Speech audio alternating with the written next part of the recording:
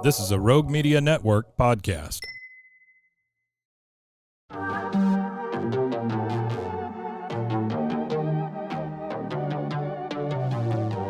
Hey y'all, I'm April. And I'm Caroline. And this is your Bloody Happy Hour. Caroline, are you ready for this? This is your newest guilty pleasure. It's the bloodiest part of your week.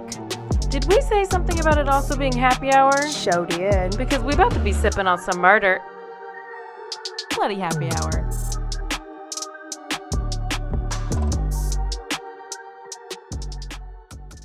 Hey y'all, this is April. And this is Caroline. Hello, Turn Up Tuesday. Turn it up, finally. It has been a while. I feel like we haven't been here in so long. I know.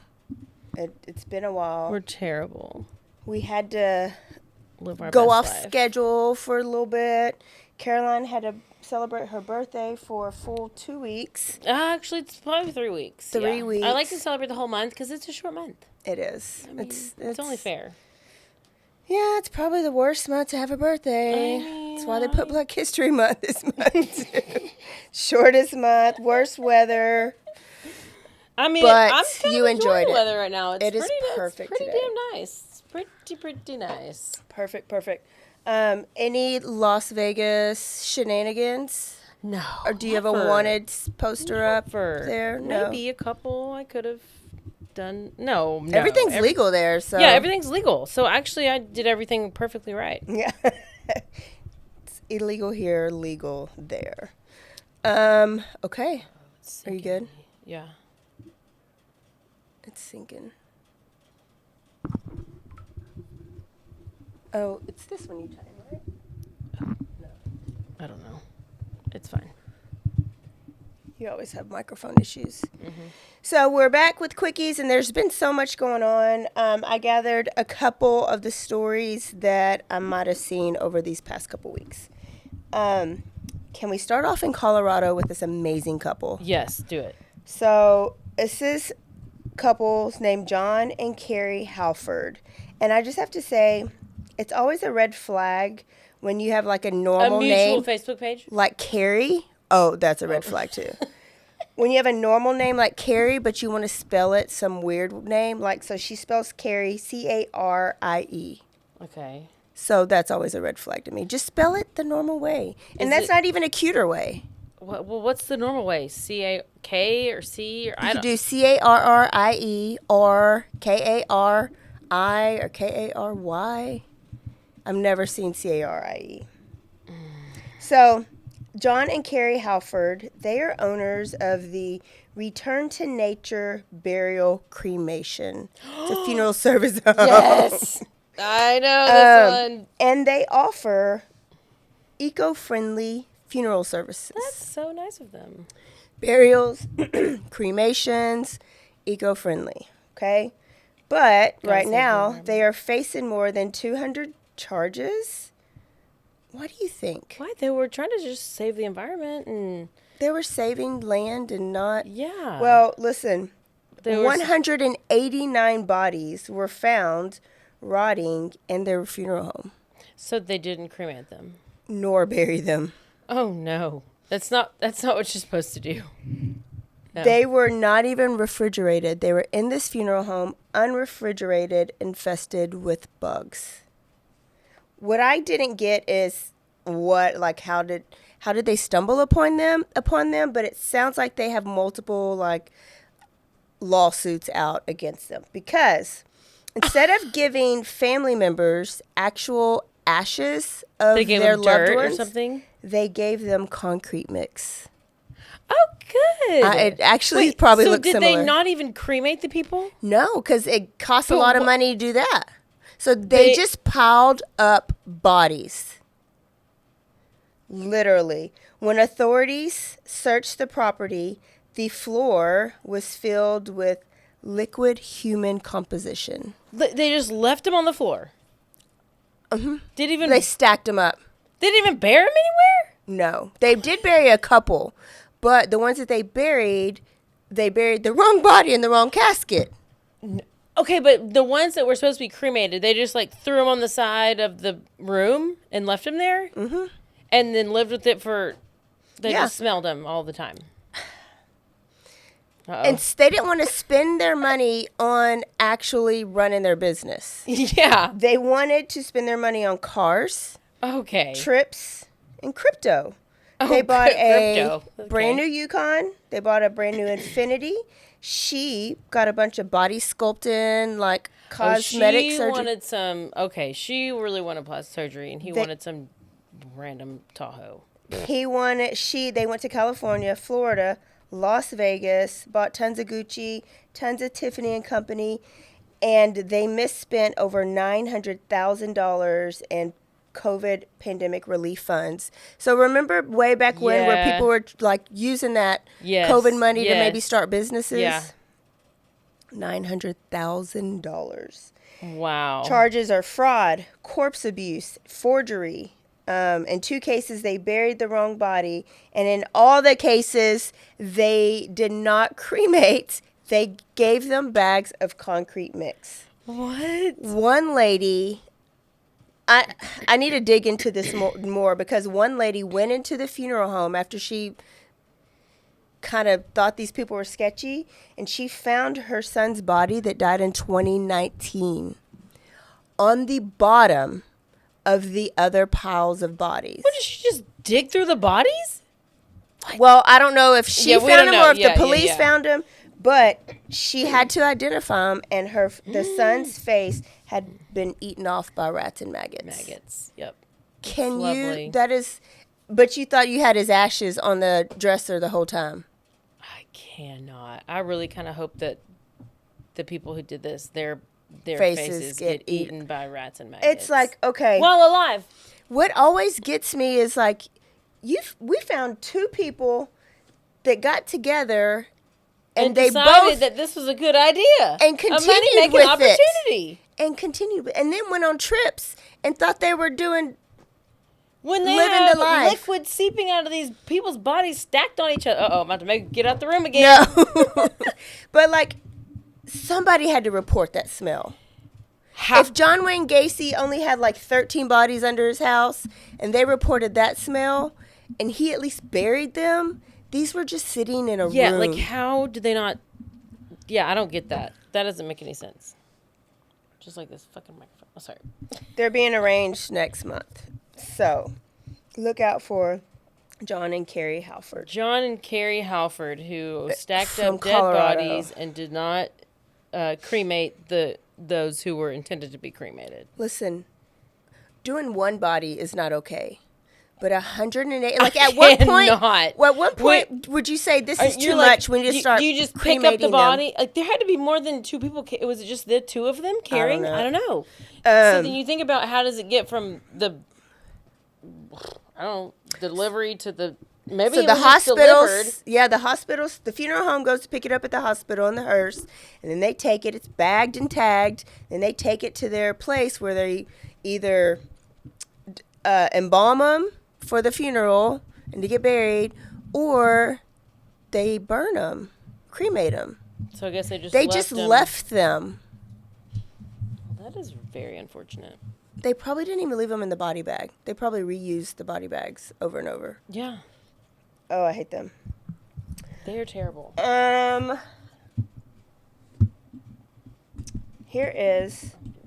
This guy's name's Tyree Smith, and he is from Connecticut. And the article says, killer who ate part of his victim's brain granted supervised release from psychiatric hospital. You know those hospitals that don't exist to you? Yeah, they don't because I just still don't think they really exist. So He needs to be an asylum. They need when to go was to he asylums. found not guilty? I mean, it's basically what an asylum is. Oh, okay. In 2013, he was found not guilty by reason of insanity for killing a victim with a hatchet, eating body parts. Has now, so 2013, that's 10 years ago. Oh, he's saying 11 now. years ago. He's total. You just go. You just can. Your brain changes like that. Okay. Yeah. Okay.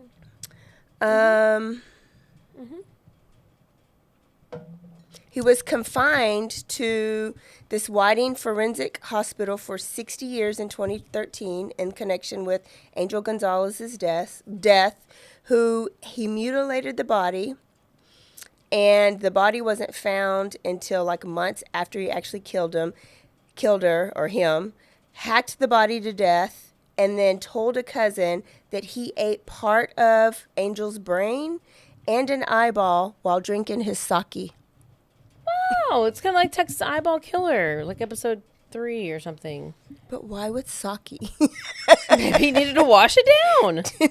Why with sake? Why would you, maybe it's pungent. I don't know. Oh, my goodness. Maybe wash down the eyeball. I'm not sure. So. I've never tried eyeball. He did everything that he was supposed to do. The psychiatrist at the time of the trial said that he had schizophrenia, alcohol, and drug abuse. The results of, and then not being on medication is why he committed this crime. So, once you're in these places, you're reevaluated like every 180 days. So as long as you're taking medicine and going to therapy and answering the questions like you're supposed to, you can get out. And they can't retry you for the same crime. So he is not getting released like into life. He is getting released into another type place where he's going to have around the clock surveillance, but it's not like a mental hospital. It's not an asylum. Can you check out when you want, or do you have to be released? I think eventually you end up getting more. He has to be there for 9 months. Okay, so he has to be there a certain amount of time before he's formally discharged. Discharged. Yeah. Oh gosh, that sounds safe. But he has to continue treatments. But the problem is they get out. And they stop taking their pills. And they stop taking their medicine because they think they're cured. And then they go and shoot their kid in Riesel 12 times. Mm-hmm. Like the teacher did here. And then they get to go right back in the hospital. Well, there you go. Like Cycle she of gets. life. So I just thought that was crazy just because he ate the brain with some sake. Did he? That wasn't even a good thing to wash it down with. Put any salt? I don't know. I mean, I don't know. You have to be really crazy. Yes. Really, There's really got to crazy. be something to be like, hey, I'm gonna eat this brain, or any part of it. Yeah. I don't know. This one's, they're all sad, but this one's sad because it has to do with the little kid and all innocent little kids, but bullying that just goes too far. So this is in Texas. 11-year-old Jocelyn Carranza died February 8th in Gainesville, Texas. Family had finally talked to the school, figured out that she had been bullied and receiving counseling at school because she was being bullied. The bullies were telling her that they were going to call immigration to get her parents taken away and she would be alone with nobody to take care of her. So the mom was saying how Jocelyn knows nothing about anything that's going on like in the world like that. And so the fear was she was missing class because she thought she was going to be alone. So she ended up taking her life. What I haven't seen is because her mom found her unconscious. They haven't reported how she did it. Did she hang herself? How did old was she? this? 11. Okay. So what grade is that? Like fifth grade? or sixth. Yeah. So God, I don't know how she did it, but she ended up dying at the hospital 5 days later. She was brain dead. That's that bad at that young of an age that you know even to do that. The school and the parents says there were no other signs of like sadness or depression, but this bullying. However, the school never told the parents that any of this was going on. So there's documented stuff that this bullying was going on and they were sending her to counseling for it, but they had never told the parents that she was dealing with this. If you send the kid to counseling, you might let the parents know. Yes.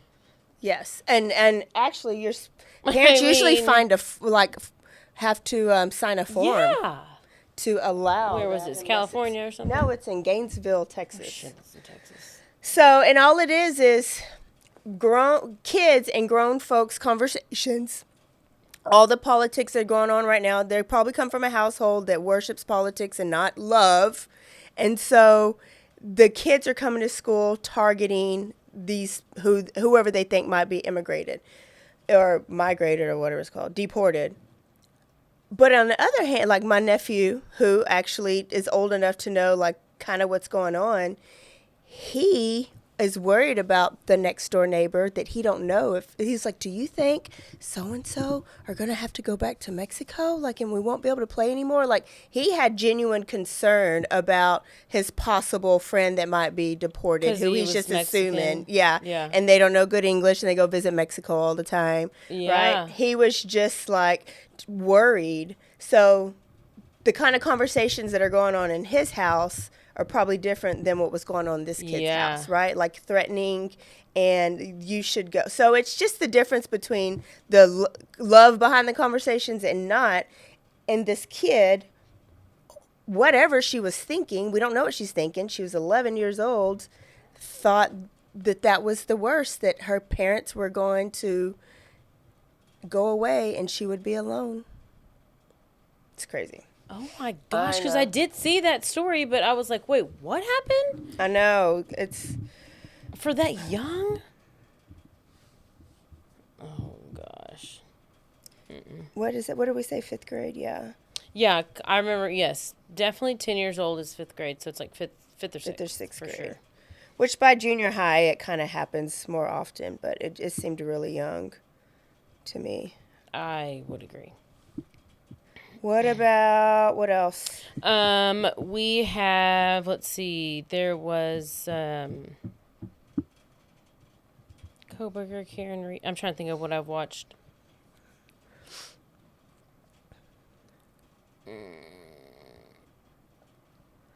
How, have you heard of the Preppy murder? No. Matthew Hertgen? Oh, wait, did you watch the Princeton? No. Oh, we do need to talk about Gabby. Yes, Gabby Petito. Yes, we do need to talk about that. That's what's going. So this is my last one. It just came out today. A New Jersey man allegedly beat and stabbed his younger brother to death in a ritzy Princeton apartment and then posted a creepy poem to social media that included lines like knives sharpening, blood oozing out of his eyes, several months before killing his brother. This kid is cute. Like when they showed his before picture, he was a Princeton kid. Smart. He was like cleaned up, well-groomed. And then they said if you watch his social media, he went dark for a little bit. And then he came out with these weird posts, and then he grew all his facial hair out, and he gained a lot of weight. No. So they're thinking that it may be schizophrenia. He's probably on whatever Austin Harris was on. They call this fratricide, right? Fratricide. Remember your brother, killing of your brother? Yes. Fratricide. Killed him on Saturday night. Let's see if there's anything else about him.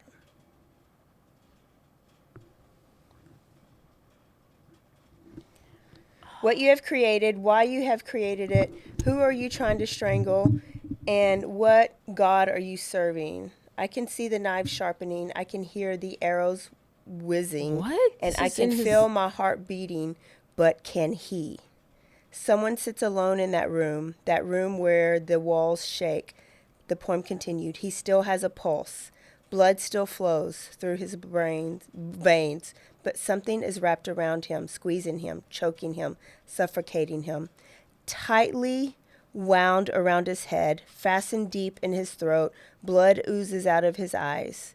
His ears are sparkling, his face vibrates, he convulses, and he doesn't stop. He's lost, he's asleep, he's dead. This is the poem he wrote on Facebook as he was killing his brother. Oh, no. Or after, or whatever. He was narrating it. He had been accused of using a knife and a golf club to slash and beat his brother Joseph to death at 11:15 p.m. just now, Saturday night. What? What? Like that mom, it's kind of like our I want to say Paris Hilton, but the Paris story in Abilene, remember where he watched that porn and like killed the little 4-year-old sister? Yes, God, that was a long time ago. So that mom, one kid killed the other, but this mom on the Paris story kind of continued to support Paris. But like, what is this mom going to... That's the hardest place I think you ever have to be in with the mom. I'd rather for my kid to kill me than to kill the brother. I don't know. That is bad. It is bad. That poor mom and dad. So Gabby okay. Petito. So did you watch all of it? Yes. Did you? Is the question. Well, no, of course not. I watched about half of it at least. And then I should have made notes. Well, I did hear. I watched a clip from like a 20-minute clip from like the parents doing their interview with the what was it, 48? I don't know, whatever it was, whoever they were interviewing with. And they were like, they revealed some stuff that had not been revealed. Yes. And then apparently the documentary revealed some other things that had not been revealed. So I guess it was text messages back and forth. And I thought it was strange that Gabby's mom, it's almost like she never met Brian's mom, or at least in the text messages that she sent, when she sent it and she didn't get a response, then she responded and she was like, do I have the right number? So I was thinking, have you never talked to this lady who your daughter is engaged to? Or I took it as... and I just saw the clip, so you saw the whole Yeah, thing. I took it as, why would... My daughter's about to marry your son and lived with you. Why would you not respond to this urgent text message? So she was questioning maybe this is the wrong number, because there's no other reason to not respond unless you're shady and guilty, which they were. But I'm like, have they not ever met? Yeah, but numbers can change. I don't know. Well, I guess but they did live further away. Well, yeah, like they were in like the northeast, and they were in Florida. I don't know, I think New York or whatever. The bombshell for me was ex-boyfriend. She had been Snapchatting and called ex-boyfriend, I think the night of or the night before the like fiasco that was on video where they got pulled over by the police. That's why they got into the fight. Yes. And was just basically asking for help and advice. And the boyfriend was on there, and he was just like bawling because he had still loved Gabby. And he was actually just kind of low-key upset that Gabby and Brian were living this life that he thought he was going to live with Gabby. And then Gabby reaches out and like is just basically saying, I'm not happy. And then the day she went missing, she texted him saying something. And then that's when Brian Laundrie came back to the camp, and then she was never seen after that. So it led everybody to believe that he probably found out about those text messages and her plan to leave. She had a plan to leave, which they say that's your most dangerous time is when you do leave. And she was reaching out for help. Police. Like, are you going to come pick me up? But why should I tell the police that?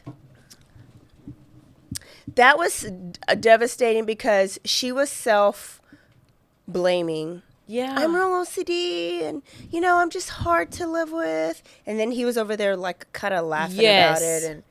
And, can I just please call my mommy? Like, oh, that would break my heart. But the videos that she showed, because they were videoing everything. Everything. It was so much video. And then...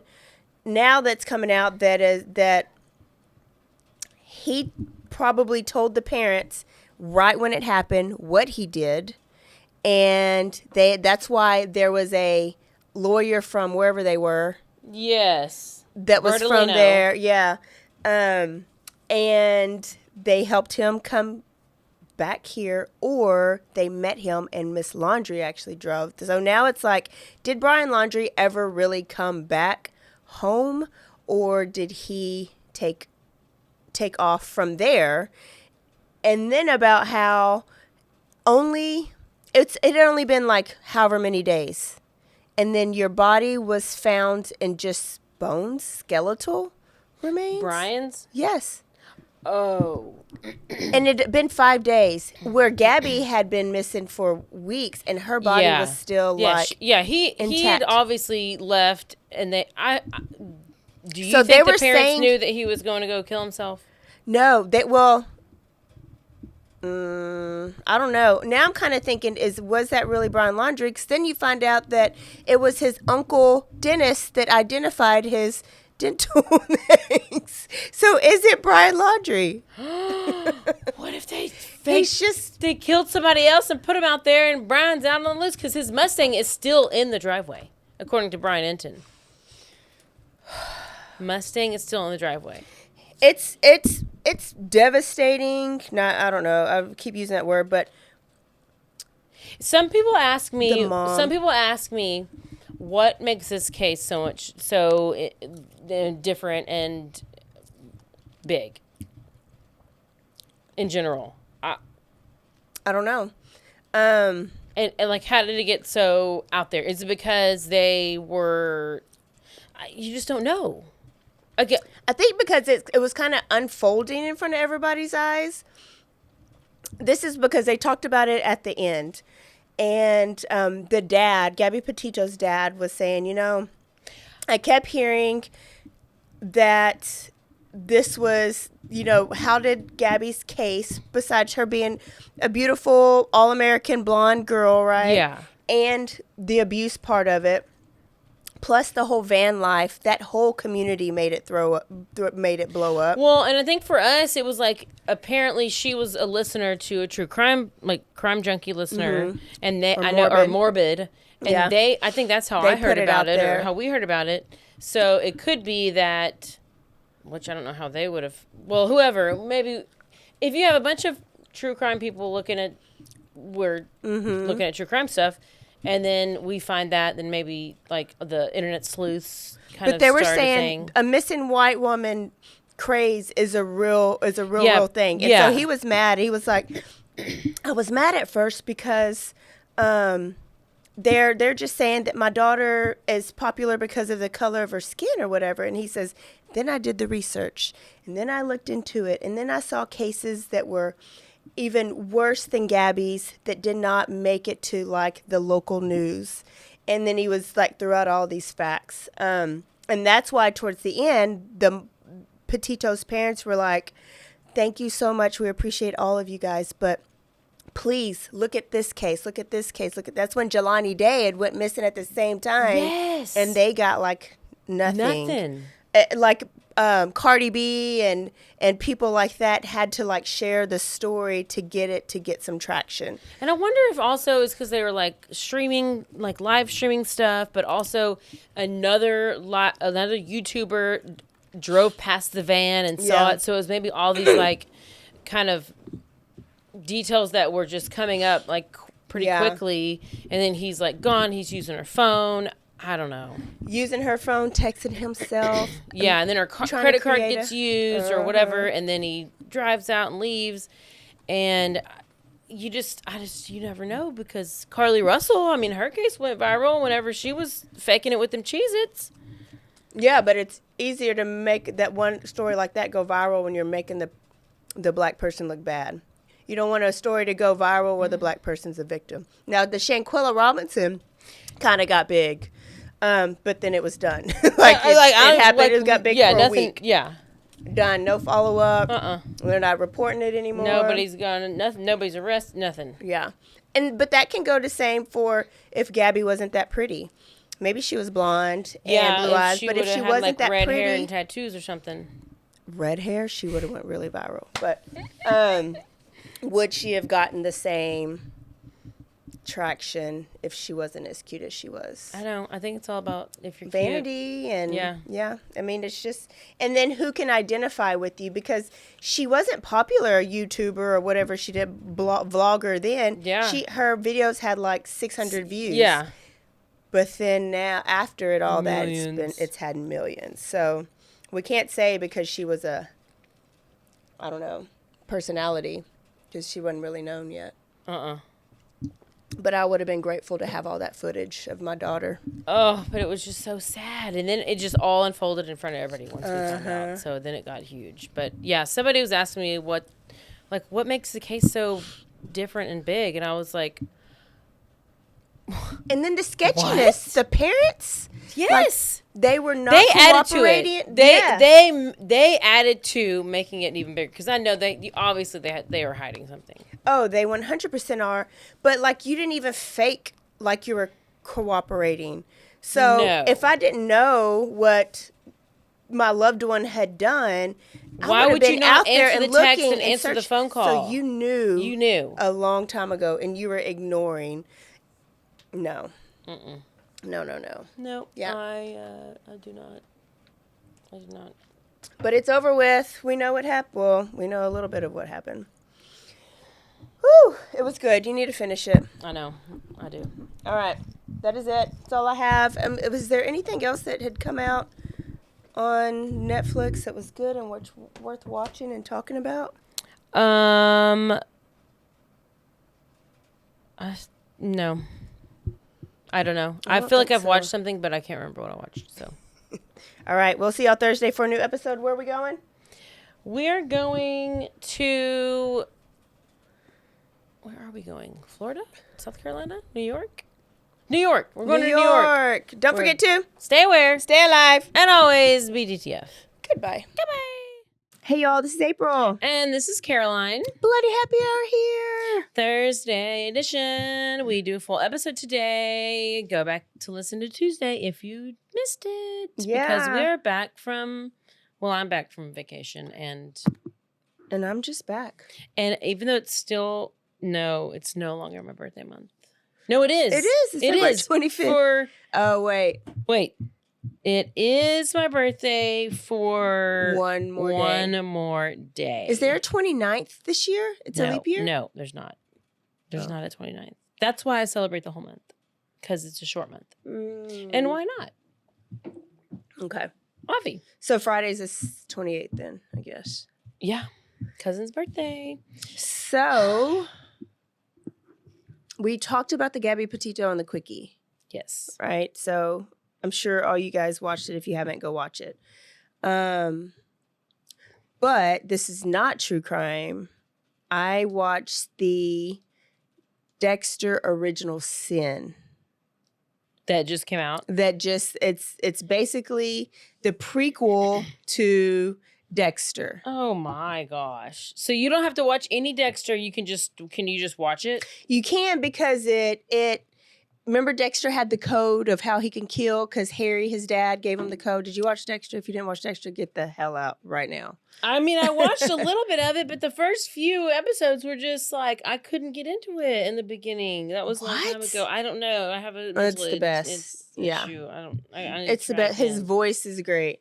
But his face is great too. I mean, and he's a redhead. It's a win-win. I mean, so it's basically how he became a serial killer. So it tells his story, then how he was adopted by his dad and how they developed the code and when he first started working for Miami PD. Why did they not have that as the first season? They can't. Too boring. Yeah. Yeah. Well, and what they did is Dexter got so big. So then it was Dexter Resurrection that came out a couple years ago. So remember Dexter died at the end of the series. No, Dexter escaped. They found out he was a serial killer and he escaped. So then Dexter Resurrection is him living a new life up in the mountains, and his son comes to find him. And his son kills him. He's not a killer anymore. He's reformed, but he finds out his son has a dark passenger. Oh, no. That's what he used to call it. So his son ends up killing him, so he dies. So then they're like, well, you can't resurrect him twice. No. So let's go to Dexter's childhood and like get all the money we can off of Dexter. Yes. And it is really good. And what are they going to do next? No, that'll just have to be it. Oh, no. Actually, they're supposed to do Dexter's something. Son. Yeah, I think they're supposed to do something with Harrison. I think his name was Harrison. As they should. But that's how you know you've got a great show franchise. Yeah. Everybody loves it. So watch. There's only like 8 or 9 episodes. It's good. Okay, well. And it's Dexter's voice, like that narrates the real Yes, Dexter. He yes. narrates this one too. Okay, that's it. That's my new news. Well, I love it. And I did see that it came out, so. Do you want to go to New York? Surely. In real life and on the podcast. I don't want to go in real life, but I'll go on the podcast. So, have you ever heard of the Porco family? Peter Porco. Nope. Christopher Porco. Okay, well, Peter Porco is who we're going to talk about today. Okay. He was 52 years old, happily married he had 2 kids. His wife, Joan, who was 54, married happily. And Peter was a court clerk for the appeals court judge. Great job. Okay. And he was married to Joan, and she was a children's speech pathologist. Oh. And they lived in Delmar, New York. So on the morning of November 15th, 2004, Peter Porco did not come into work, which was out of character. He was a very reliable, very respected person. So when he did not call and tell anyone that he was not going to be at work, it was very unusual. Because they're like, this is not his typical situation. So he didn't call in, and they called him several times, and they finally sent somebody over there to go check on him. So Michael Hart, who was one of the court officers, went over to the house to just see what was going on, if anybody was there. So he goes up to the door, and he notices that it's slightly opened, and that there's blood on the front porch. Where somebody went to check on at his house. He went to go check on Peter, and as he goes up to the front porch, he notices there's blood on the porch, and the door is slightly open. Then he goes over to the window, and he peeks through the window, and that's when he sees Peter's body laying in blood at near the bottom of their staircase. So he does not go in. He immediately calls the police, and he is just what? Wow. WTF? Yeah. So then officers, EMS, everybody comes to the scene. They find this just body that is just at the foot of the stairs, face down in a pool of blood. Okay. And this is Peter. So they find out from when they get in there, they notice he's been beaten in his head. He's suffered these traumatic head injuries, blunt force trauma injuries to his head. And they go upstairs and they find his wife, Joan. She had also been attacked. Okay. At least it's not her. Joan had been hit 3 times, but she had horrible, devastating injuries. She had a shattered jaw. Her skull was split open, exposing her brain. Ooh. She lost an eye and several teeth. How old were their kids? I'll tell you in a second. But Joan was conscious. Okay. And barely. She was clinging to life. And it's never going to be the same. She was conscious because she was unable to speak. She could barely move. And whenever the paramedics came in there and asked her a question, she was able to raise her hand to be like, I'm alive. Okay. She couldn't talk. But then apparently they were asking her questions, and she was able to either, I noticed, read or podcast or read some articles, and some say that she blinked her eyes in order to answer the question, and some say she nodded her head or shook her head in order to answer the question. Listen, if I'm missing an eyeball, I'm not going to blink my eyes. Yeah, I just don't know. It's bad. Okay, so she's there. She can barely move. She's conscious. And next to her body was the murder weapon, which was a bloody fireman's axe. Fireman's axe. Next to her. Okay, so we have what this has huge happened? axe. The medical examiner later determined, okay, let's go back to Peter. He's laying on the floor by the staircase, head injuries. Peter had sustained 16 blows to the head from an axe, one penetrating his skull. The other took off part of his jaw. So just like Mom, his brain was partially exposed and most of the jaw was gone. Okay. So investigators realize eventually they're like, okay, this axe belongs to the Porco family. Like it's theirs. From the house. Yes. Meaning the attacker did not bring the weapon with them, but used the weapon that was already in the house. I need to know how old the kids are. Also, the burglar alarm, house alarm, was deactivated or disarmed. Okay. Which you have to disarm it by using the code. So you have to be somebody who knows the code. The phone lines were cut, and there was a screen that was cut, like a window screen. I don't know what. So there was no sign of, besides that, I guess, anyway. Okay, so the window screen was cut. And Peter and Joan were attacked in their sleep between the hours, this is what the police determined, between 1:30 and 6 a.m. Okay. Which is quite a window. But despite Peter's injuries, 16 times with an axe, brain is showing, jaw is half missing, he did not die immediately. What? That means you're just sitting there suffering. Let me die immediately. Oh, just wait. His brain injury, which I'm going to go into this deep brain situation in a second, but his brain injury it caused him to go basically on autopilot. So he was adrenaline autopilot, and he was able to wake up the next morning and do his entire morning routine. Okay, I'll tell you. So after the attack that morning, Peter's alarm goes off, and police were able to follow a blood trail through the house, which this is a huge trail of blood all over this house. And they were able to retrace the steps. They found out that he got out of bed, continuing his normal routine, covered in blood. They tracked him through the house. He first went to the bathroom where it looked like he was shaving, like he attempted to shave, which was his daily routine. What? Likely staring himself in the mirror. And then not registering. Unaware of his injuries. What? Unaware. All while blood is pooling in the sink right below him, beneath him, as well as on the floor.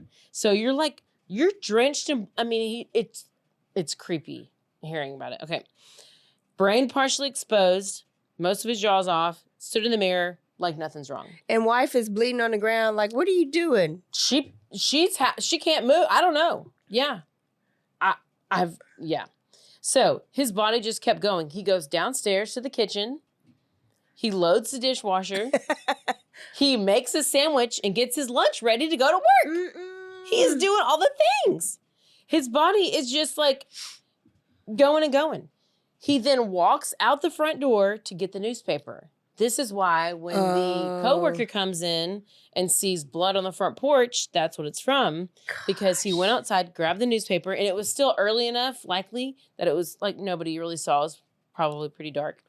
However, he managed to, when the door closed behind him, it just somehow locked behind him. I don't know. I don't know if the killer was still in there, locked him out, but he gets locked out of the house. He's conscious enough to know where the spare key is, which is under the flower pot. Okay. Oh so goodness. Your brain is still working to know that, have recall of where something you put in the Uh-huh. So he gets the key, unlocks the door, goes inside. But it was at this point that his body finally gave out. And he collapsed. And he's in front of the stairs, and he collapses face down. And that's when he just bled out and died. Yeah. So they think he got hit in his sleep and then got up and did that. Yes. It didn't even register that he got hit. Yes. What? It's like he was a zombie. Yes. That's literally a zombie. a dead person walk in? That's a zombie. He was a zombie. Oof. So this is when I found out about what some article said that was going on in his brain. And it's really scientific, and I'm just going to read you this because Okay. I am not a scientist, although I sometimes might want to be.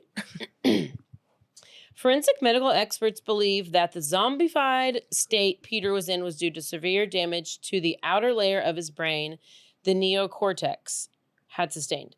The neocortex is the part of the brain that is responsible for complex thought and reasoning, sensory perception, motor commands, spatial reasoning, and language. It also makes up 70% of the volume of the human brain. However, the neocortex was so severely damaged by the attack that the paleocortex, which was almost completely undamaged, took over completely. The paleocortex is the part of the brain that is responsible for primal instincts and second nature routine habits.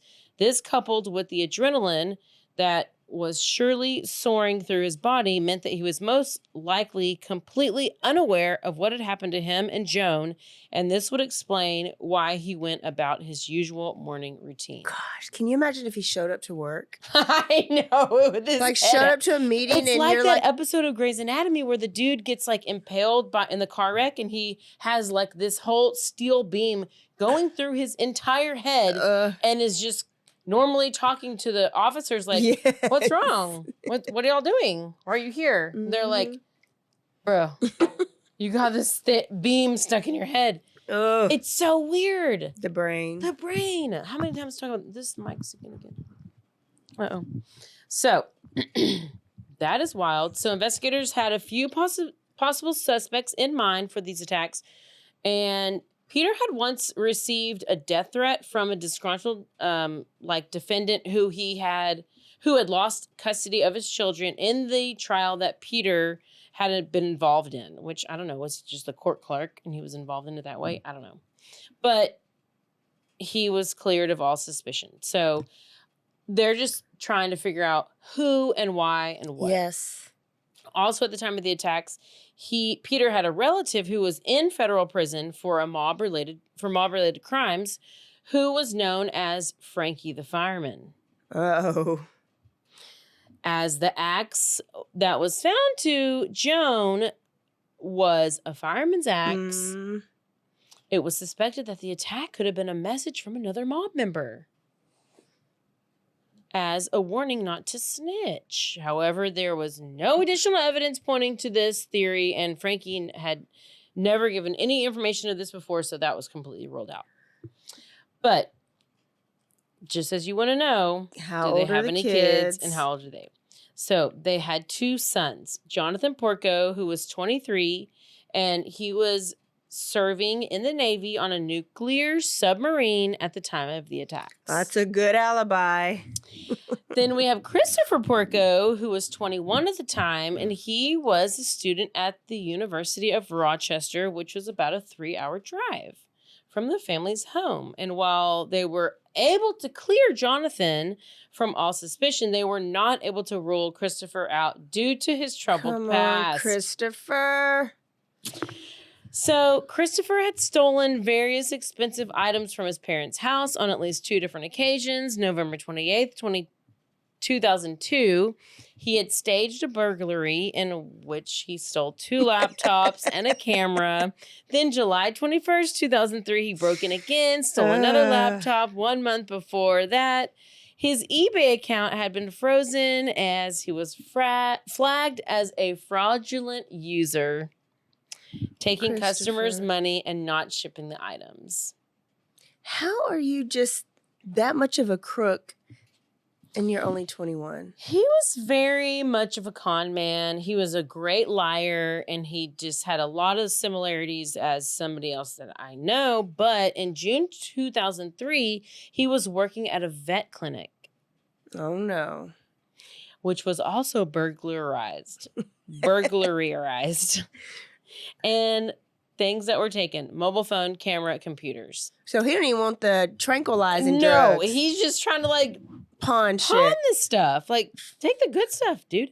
So some of the items Is he on that drug? No, he would have taken some drugs. What does he want this money for? I don't know. He's got some type of addiction. That's true. Some of the items taken were discovered in a safe in his room by the detectives. Like, so they found some of these items as they're like investigating him. So he had Christopher, this is a little bit about how he works. He had previously dropped out of Rochester University due to his failing grades and enrolled in Hudson Community College instead. He was away traveling Europe with his friends on spring break when his parents discovered he was also failing out of community college. They sent him an email saying, quote, dishonesty is crumbling our relationship with you. But they still didn't cut him off with their money. So they were giving him money. So they had money. They're giving him money. Yes. Decent. What was he again? He was a what? What was a... he was the court daddy? clerk for the appeals. Okay, And then she was a speech path. Yes.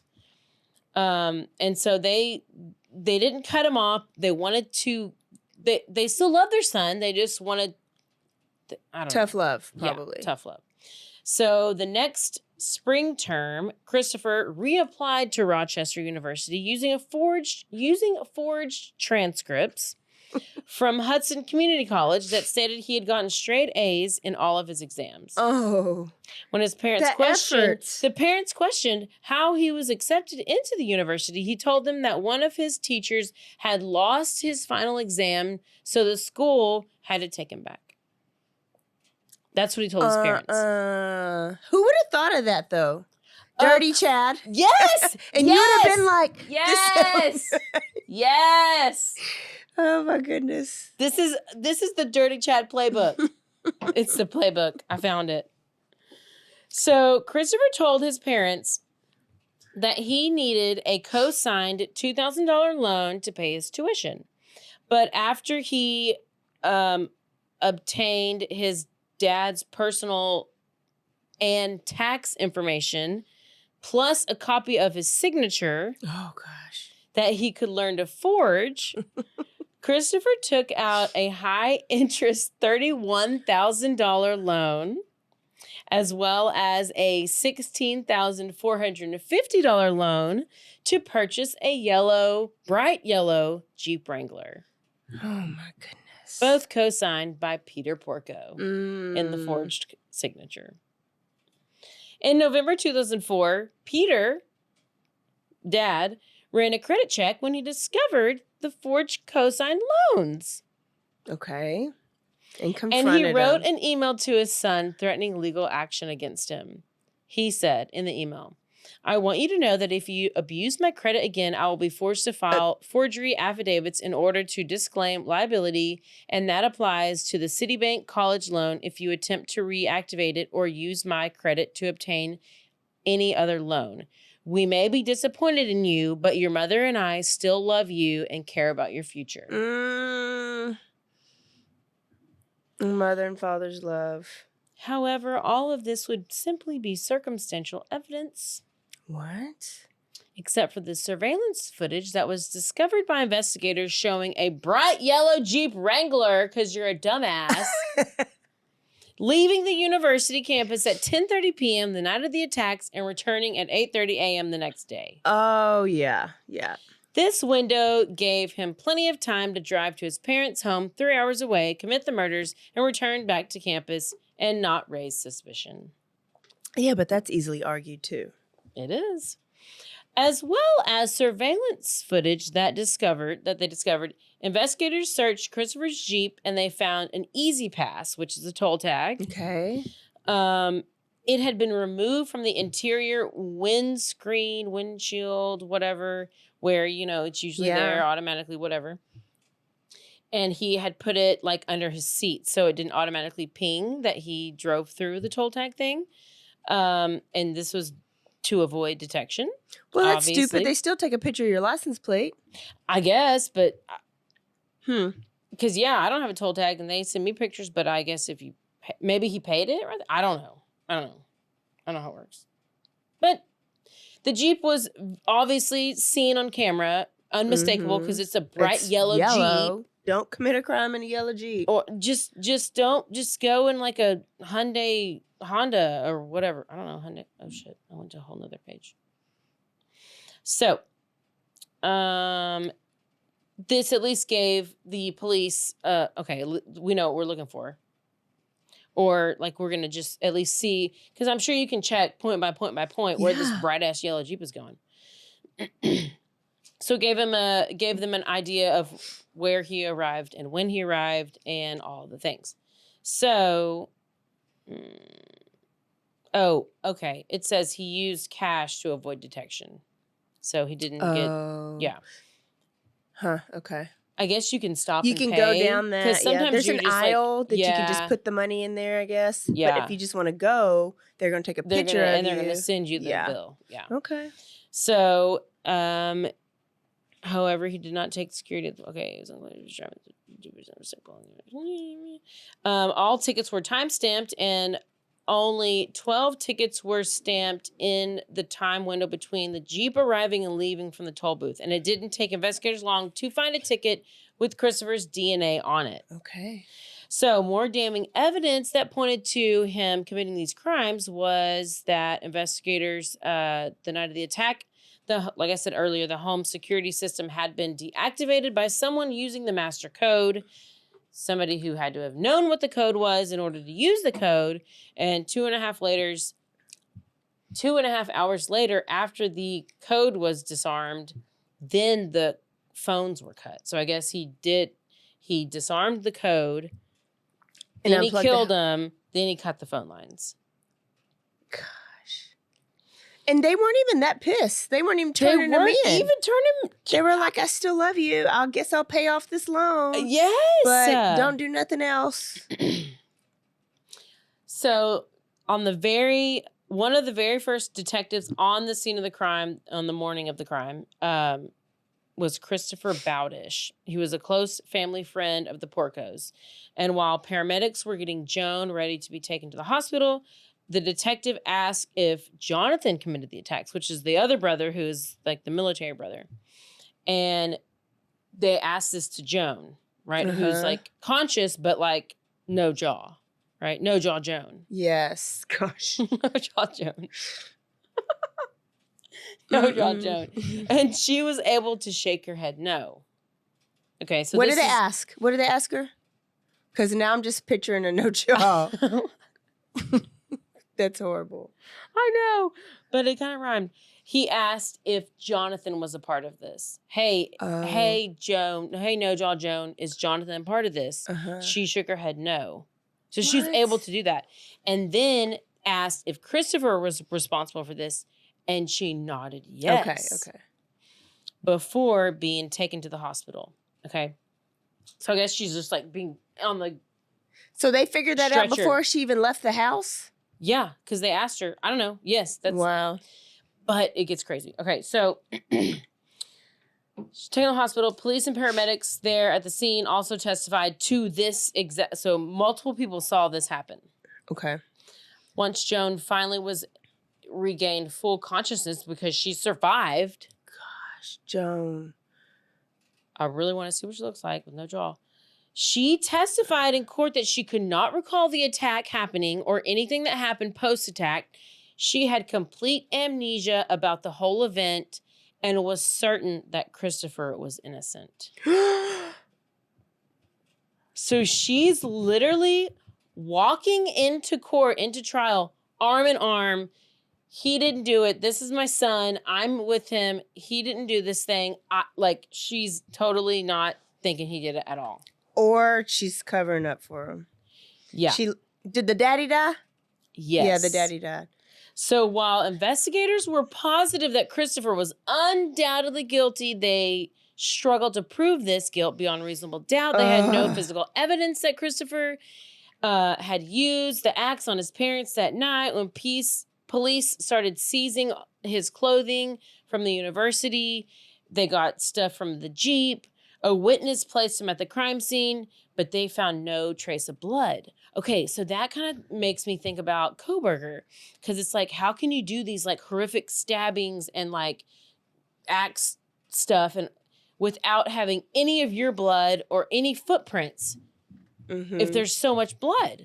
So, okay, that leads me to believe that it is possible for somebody to go commit stabbings and leave the scene without having all this blood on you and footprints. But apparently this guy had like threw away the murder weapon. Well, no, he didn't throw it away. He left it in the bed, but he didn't have any prints on it.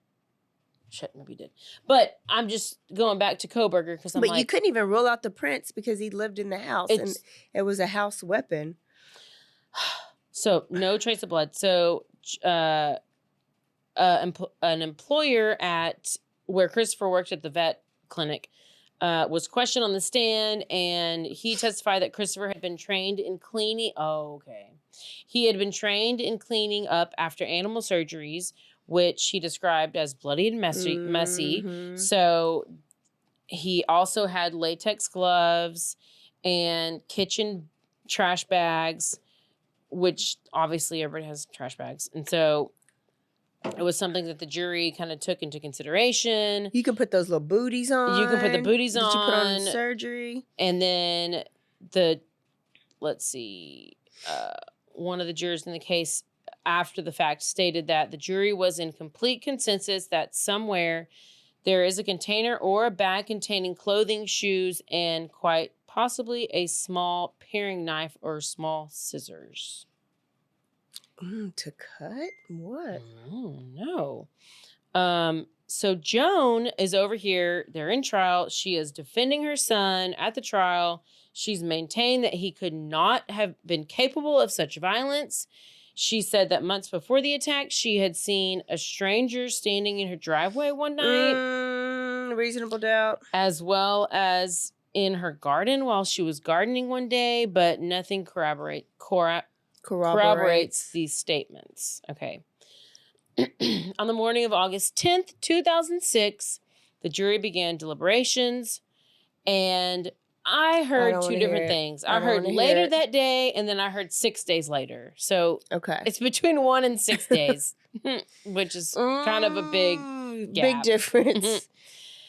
Christopher Porco was found guilty of second-degree murder of his father and of attempted murder of his mother. December 12th, he was sentenced to 50 years to life on each count, totaling a minimum of 50 years in prison, and he will be eligible for parole in December 2052.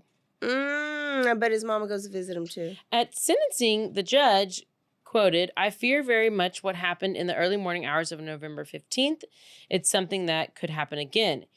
End quote. He is currently being held at the Clinton Correctional Facility where he has appealed convictions to the appellate division. He's basically appealed like 3 or 4 times, and they keep denying him, deny. So now he went all the way up to Supreme Court. It was denied. He can no longer appeal. And I mean, that's where we stand at this point. Yeah. So then it's like, what was Joan thinking? Or did she really have amnesia? Or was she like, I lost my husband. My other son's under the water all the time. I will be alone if I lose my son. This is what I have She's notes. Pulling a Roberta Laundry. Yeah. Yes. I have notes from this, and it has somebody else's thoughts, and they're like, when she stated that Christopher had committed the crimes, there is a possibility that shock had not completely set in and she hadn't completely blacked out at the time of the rescue, and has her brain blocked out the entire thing subconsciously as protection measure. Is she protecting her son, saying that she has no memory of the thing, or is she protecting herself by knowing what happened and refusing to accept it? Like all of these things that what's happening in your brain, and why are you going from like saying one thing to the next? Yeah, that's all I have. But like, what is, I mean, but if you're oh my gosh, I don't know. Like, what do you do if because like, at least Roberta Laundrie wasn't attacked with an axe by her son. So, you shouldn't defend it, but still, like, even like her husband, like, wouldn't you want to justice for your husband. I feel like she really had no clue. Maybe she was just... Well, it's like my Sam Houston boy that I did, right? And he tried to kill the dad, but killed the mom and a brother, I think. The dad, till the very end, was there and didn't want his son to go to jail because he had lost the rest of his family. I think it's just something different about that. A parent... I bet she just really had no memory. And just thought, there's no way. There's no way. And she was just trying to make I don't even think she remembered. It'd be best if she didn't. I mean, I talked to her the other day and she said she didn't remember. But you heard the trial. You heard everything at the trial and all the evidence that should have convinced you. Here, I found a picture of her. Oh. And look how she looked before. Like it's amazing that she lived. I mean, you could tell her face was a little distorted. I mean, you were chopped, but like they fixed you pretty good. They fixed you real good for not having a crushed skull. This lady is so fragile looking. Oh my gosh. And she has no idea what she's talking about. Ooh, man. What a random... yeah. Wild it's story. Always like these college kids, and then it's always behind money. If you go in deeper, it talks about like how he was in college and how he was just very narcissistic and just didn't care what happened at any time. And he was able to get money from his parents and just he could lie at the drop of a hat. Nothing. Make up stories, everything. Gosh. So that's the story of the murder of Peter Porco and not the murder of Joan. And then you have a name like that, and it's like, he was bound to do something wrong. Peter Porco? Yeah. Yep. There you go. There's our New York story. Y'all. That was a good one. Everybody go watch the Gabby Petito Netflix doc and what was the other one? Trial by Fire. Trial by Fire. Or Dexter. We didn't talk about Trial by Dexter. Fire. All the things. There's so much to watch right now. Woo, good story. Okay. I got another one. We got to record in like 2 days. So there's no telling what we're going to do next week. We'll surprise you. Do not forget to stay aware. Stay alive. And always be DTF. Goodbye. Goodbye.